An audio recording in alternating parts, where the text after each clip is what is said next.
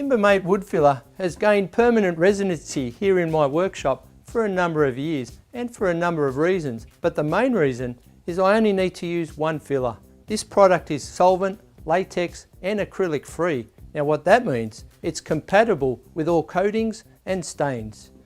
It's a 4-in-1 water-based wood filler, Woodputty, Grainfiller, Crackfiller and even Edgefiller. And if you thin it down slightly with water, you can use it as a sanding sealer. Timbermate won't sink, shrink, crack or fall out. It has an indefinite shelf life. It's non-flammable, non-toxic, and you can use it to the last gram. And when it's dry, you can sand it, drill it, cut it, you can even drive screws into it. Now it's available in 13 colours plus a natural tint base, but really the amount of colours that are available to you is endless because you can simply mix and match any 2 or 3 colours together to make whatever colour you want. Just to give you an idea of how versatile this product is, I've got some various materials here on the bench. I've got white melamine, some pre-finished laminated board and some solid timber. This little piece of oak here is a perfect example because I've got a split down the face, my end grain is split, I've got a corner missing here and even my side grain has a split. So we can start on the face here. I've just got some oak, but this, just notice it's a little bit hard there, so all it takes, you don't need to pour any water in there, it's just a wet putty knife. Just take some out, just apply it on the surface. If you find it's still a little bit dry, it's only a matter of just dipping the putty knife in the water and just spreading it across the crack here. Just take your time, there's no rush. You just slightly overfill it, that way you can come back and sand it off. Squeeze it in.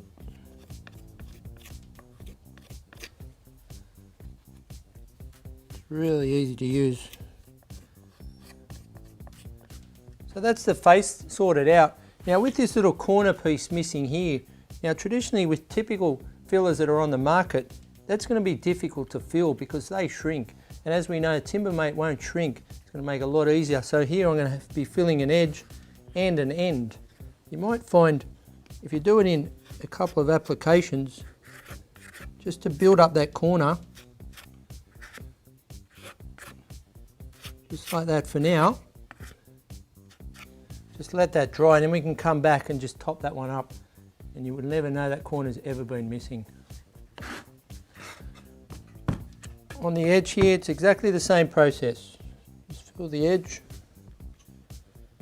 And again, it's a little bit hard there, just a little bit of water. You don't need gallons of water. We're only dipping our putty knife into the water. Now that looks good. Now once that's dry, we'll sand it and you'll never notice the difference. And as I said earlier, the beauty of this product is as it dries out, we're just replacing the water to reconstitute it and make it more pliable. If that was any other product and it was dry, that goes in the bin. What I'm doing here, I'm just mixing some ebony with the natural tint paste because I've got a little of a ding here, a little bit of a mark in the pre-finished board. It's quite a dark wood grain colour, so I'm just getting the right colour here. Just needs a little bit more black, I think. Just mix that in. Just apply it to the surface. Just scrape that off with a plastic scraper. So wipe that down. Now that'll dry lighter, but just bear in mind it's going to, once we apply the finish, it'll go back to the natural colour. So what I'll do, once that dries, it'll go a little bit lighter. I'll just add a dab of oil. You'll never notice it. Now while that's drying, as I mentioned, as it dries, it'll lighten because the water's going to be evaporated. Now just to highlight that point a little bit, I've got some ebony here that's been drying out on the surface. If I take a new tub, the water is still present, so it's much darker.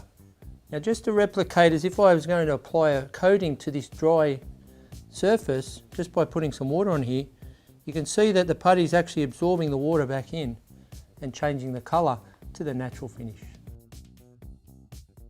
I'm just going to show you another method here of mixing Timbermate. Now I mentioned earlier that there's 13 pre-mixed colours plus the natural tint base. Now you can mix any of those colours together and you can always make it darker, you just can't make it lighter. Just going to take some natural tint base. Using this gives me a neutral colour to start with.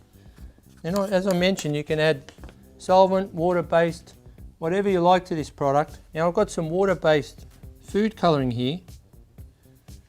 Now as we all know, oil and water don't mix. I've got some solvent-based stain here. You can see how the water-based food colouring and the oil-based solvent not mixing. They're just rejecting each other there. But when I mix that with the Timbermate just binds those two together.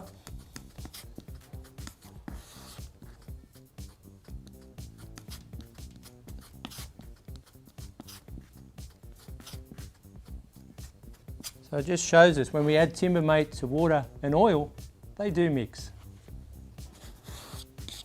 Believe it or not, occasionally even the best of us make mistakes. I've got a hinge recess here that I need to fill, so it's no problem filling it with Timbermate. I can speed dry it with a hairdryer and then reposition the hinge. Now it's very important that when we repositioning the hinge that you drill the pilot hole.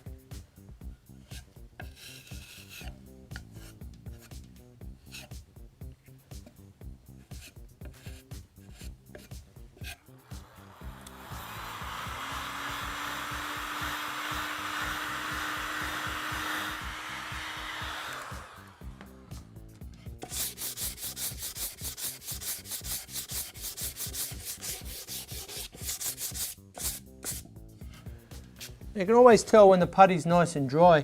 There's no residual left on the paper, it just doesn't clog up the paper at all. As opposed to if I put some water back on here and then try to sand it, you'll see clearly now that's way too wet to sand.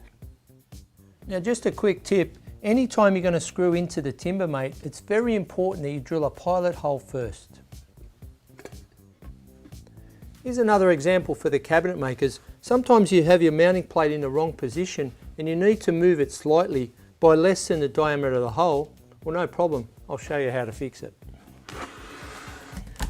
I've set up a melamine board here with my mounting holes there, so I can just fill these. Just take some white putty, just fill the holes. Don't spread it out too far because the mounting plate won't cover the whole area. Alright, so they're full now. Typically when this happens we're in a bit of a rush. Well, that's no problem either. No VOC and non-flammable, remember. Just get your heat gun.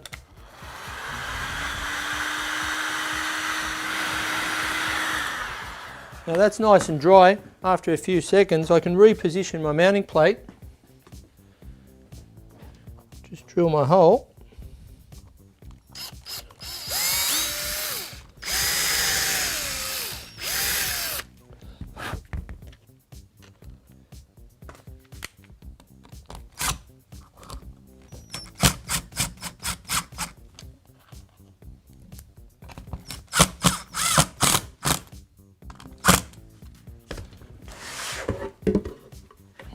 There you go. In less than a minute, the mounting plate is repositioned, ready for the door. I'm just mixing up a mix here of putty and water, just to use it as a grain filler, and that's the sort of consistency we're looking for. I want it to be able to flow nicely. And I've got a board here on my bench, and I've split it down the middle. I'm going to apply grain filler to one side, and I'll leave this side nice and raw. Now as far as filling, you've got a couple of options here. You can just dip a clean rag in the mix and then wipe it across the grain. It's important to go across the grain because then that forces it down into the bottom of the grain. Or you can just tip some onto the board and just use a flat spatula and again work across the grain so you force it down into the grain. Let's have a look.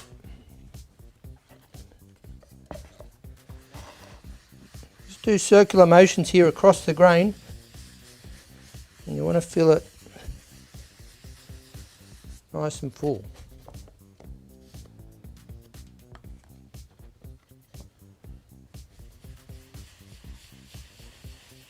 Just take your time, no rush.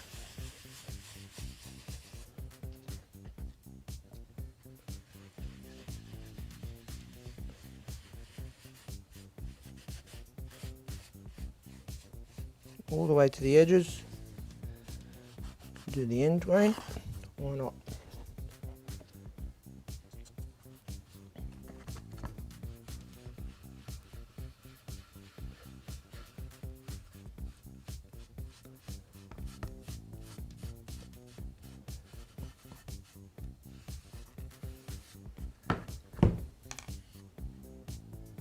You can just scrape off the excess.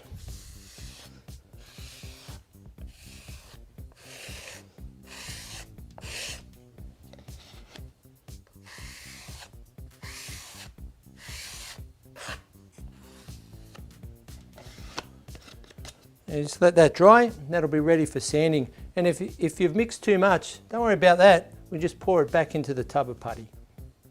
Alright, so that's nicely filled and dry now. It's ready for sanding. A couple of tips with sanding. Make sure you always sand with the grain. Don't be tempted to sand across the grain because you're just going to scratch the surface. And when you apply the finish, they'll just stand out like you know what.